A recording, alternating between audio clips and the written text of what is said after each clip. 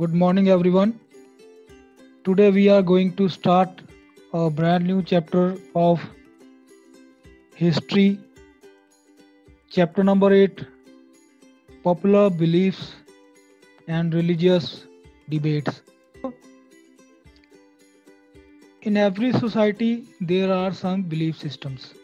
ठीक है, कोई भी जो सोसाइटी है, चाहे वो डेवलप्ड सोसाइटी या अंडर डेवलप्ड है, ठीक है, चाहे वो एशियन सोसाइटी है, यूरोपियन सोसाइटी है, इंडियन सोसाइटी है, तो in this chapter we are focus on Indian society. Okay, so Indian society में अलग अलग कुछ बिलीफ सिस्टम्स हैं.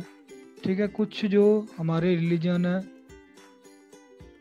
दे are main religion. Some religions are main religions, for example Hinduism, Islam.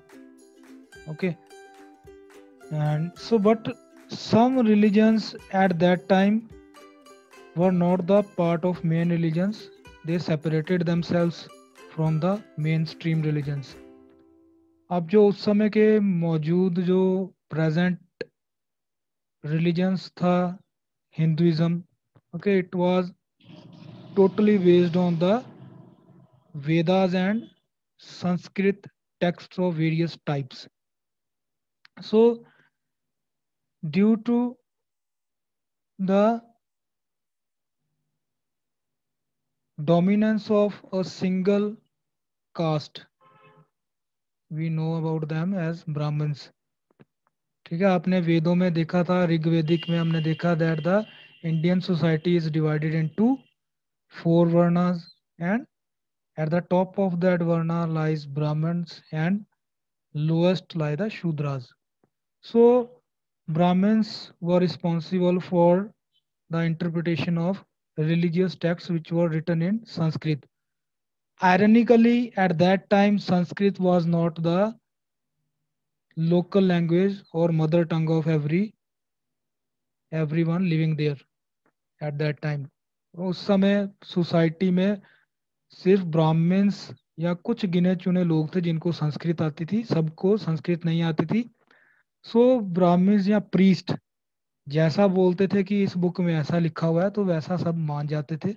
Okay, इसी की वजह से क्या हुआ, सोसाइटी के अंदर, इंडियन सोसाइटी के अंदर बहुत सारे, या रिलीजन के अंदर, हिंदुइज्म के अंदर बहुत सारी ऐसी चीज़ें आ गई जिनको वहाँ पर नहीं होना चाहिए था. ठीक है, बहुत सारे ऐसे कर्म कांड आ गए जिसकी वजह से सोसाइटी की जो प्रोग्रेस है वो रुक गई.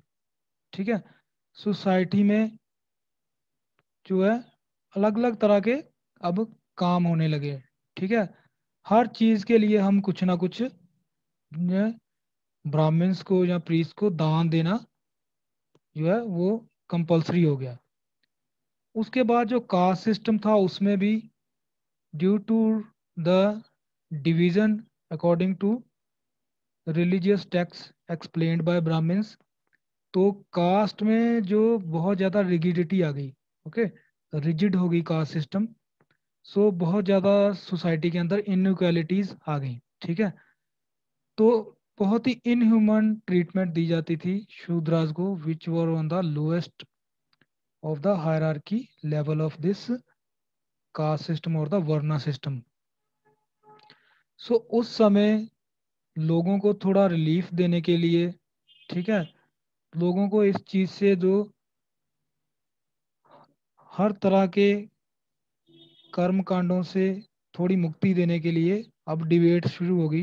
ठीक है, जो रिफॉर्मर्स थे, रिलीजियस रिफॉर्मर्स या सोशल रिफॉर्मर्स थे, उन्होंने उसके ऊपर डिबेट करना शुरू कर दिया, क्वेश्चन करना शुरू कर दिया कि जो हम सिस्टम फॉलो कर रहे हैं क्या वो सिस्टम बाकी सही है. अगर वो सिस्टम इतना सही है तो फिर लोग दुखी क्यों हैं. Why the people are becoming poorer, why the people are unhappy. Okay, why some people are getting treated inhumanly. So इन चीज़ों के ऊपर जब लोगों ने सोचना शुरू किया, कुछ लोगों ने, तो फिर उन्होंने उसके ऊपर रिसर्च की, सर्च की. उन्होंने देखा कि ये बातें जो हैं वो गलत हैं, इनको ठीक करने की ज़रूरत है. तो उसमें से कुछ लोग सामने आए और फिर वो लीडर्स बन गए कुछ नए बिलीफ्स के. ठीक है।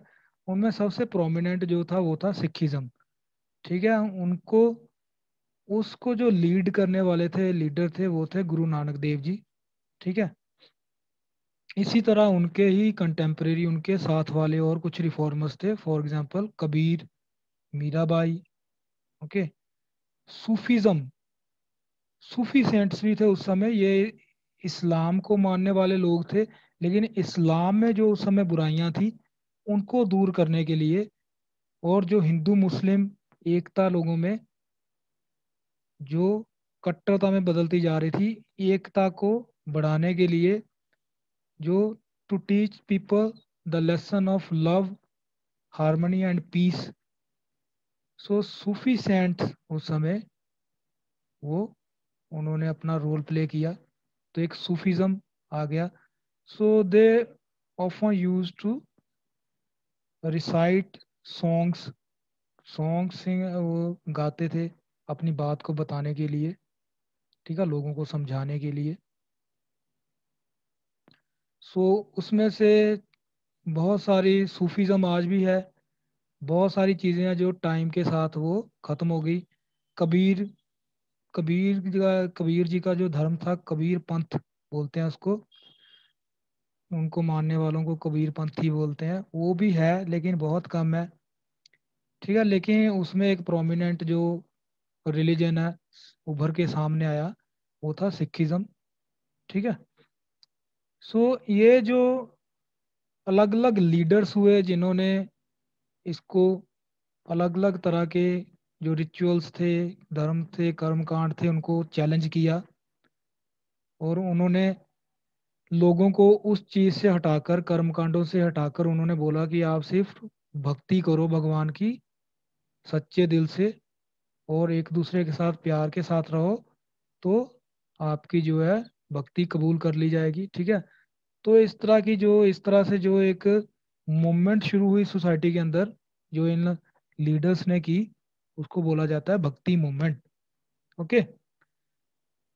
सो ये जो भक्ति मूवमेंट है, ये एक, बहुत सारे जो इनके लीडर्स थे, बहुत सारे रिलीजन्स को वो स्टडी करते थे, उनकी अच्छी बातों को फिर वो लोगों को बताते थे। ठीक है। So the concept of Bhakti or devotion to God was not a new concept in Hinduism. It finds mention in the holy scriptures of the Puranas, Upanishads, and Bhagavad Gita written in ancient times. There is also mention of three margas or paths for attainment of moksha or salvation, namely Gyan Marg, path of knowledge, Karma Marg, path of duty, and the Bhakti Marg, devotion. सो ये पहले से हमें था books में, लेकिन इनको लोग जो है भूल चुके थे, या फिर गलत तरीके से इनको इंटरप्रेट किया गया था बाय सम पीपल। ओके।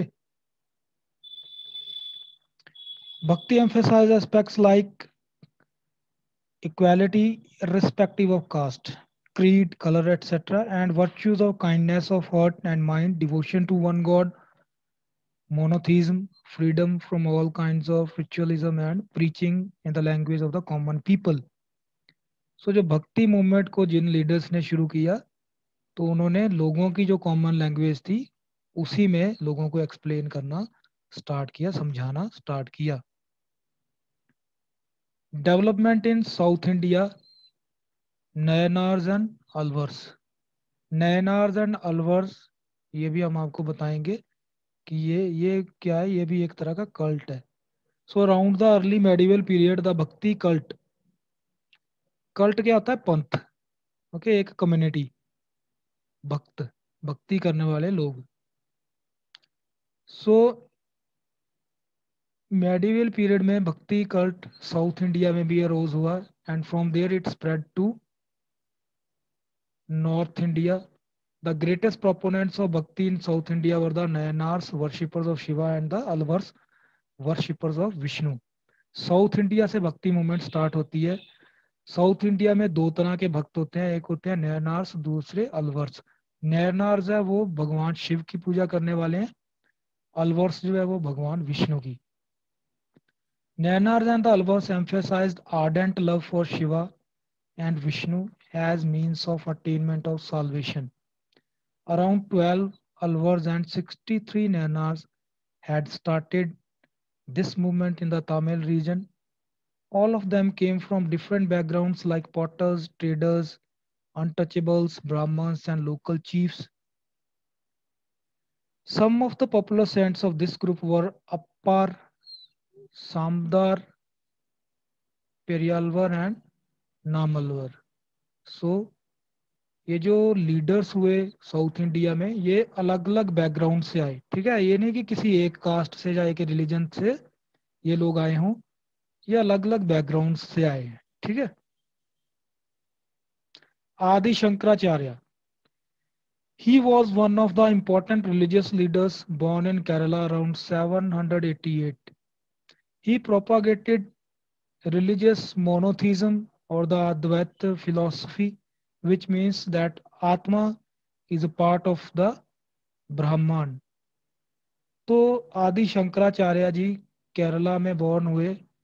तो ये मोनोथिज्म को प्रचार करते थे। मोनोथिज्म मीन्स कि एक भगवान के ऊपर विश्वास करो।